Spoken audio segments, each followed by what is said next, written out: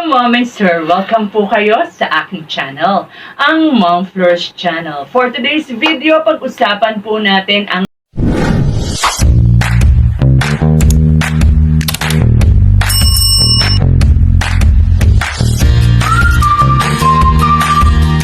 Hello po once again. Welcome po dito sa aking channel. Siyempre, bago po tayo magkwentuhan, paki-support naman po ang aking mga co-reactors, no, sa ka-business. Ito po ay pinangungunahan ni Taong Gala, Anime Reactors TV, Kalingap Turak, PLC Katangay, ang inyo pong lingkod, Mom Flourish Channel. Analisa Reality Vlog, Alminda Mix Vlog, MK, Inday Okray. At syempre po, Ka-Business Official, Papa Dins TV, Ka-Business Family, ang lahat po ng Kalingap, Kuya Val Santos Matubang, Ate Edna Vlogs, Kalingap Rob, Rowell of Malalag, at lahat po ng mga vloggers na tumutulong po sa mga nangangailangan. So, eto nga po pagkwentuhan po natin itong umusbong na love team sa ka-business. Umusbong po talaga.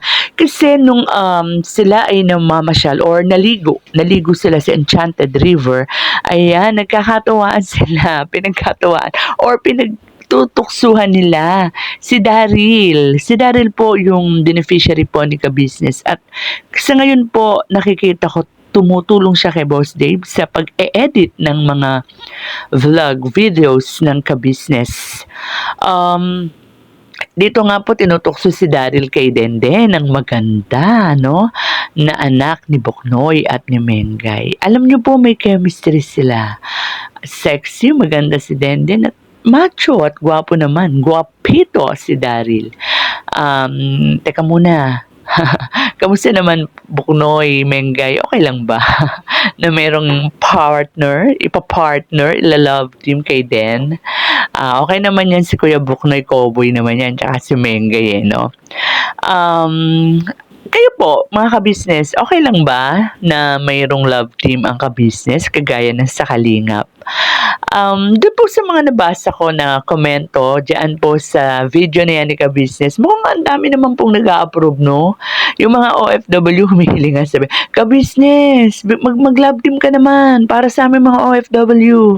Kasi yan stress reliever nila yan di ba? Lalo na kapag may chemistry yung pinagpa-partner. Eto si Daryl tsaka si Den, meron silang chemistry sa tingin ko.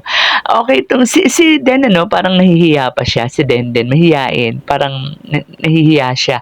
Pero si Daryl talagang cowboy siya. Hindi ko lang alam kung nagbibiro to si Daryl, kung sumasakay lang to si Daryl, o talagang na-fall ka na Daryl sa beauty ni Den. Tignan natin, abangan natin. Kasi sa tingin ko dun sa comment ka, tulad ng sinabi ko kanina, madaming naghumihiling na ituloy na magkaroon ng love team na approve. Kasi alam nyo, ang love team ay nagdadala rin yan ng parang stress reliever, lalo na sa mga OFW, sa mga, kahit na hindi sa OFW, kahit na nandito sa Pinas, talagang stress reliever, good vibes, masaya. Tignan nyo yung vlog na yan ni ka-business, ang saya, di ba? Ang saya ng buong tropa, ng buong team.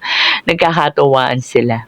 So, kahit naman sa mga kahit sa mga tropa-tropa, kapag merong mga ganyang mga love team, pinagtutuksohanan, parang nakakadagdag ng, tulad ng sinabi ko kanina, ng katuwaan, ng kasiyahan, di ba? Ng bonding. Wow, bonding love team. So, ayan.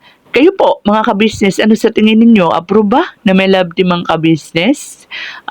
Comment down below nga po para malaman natin kung approve kayo. Kasi, nung bandang huli po ng video, parang napansin ko, parang inaawat na ni ka-business. Sabi niya, tama na yan. Wag nang pagtuksuhan si Den at saka si Daryl.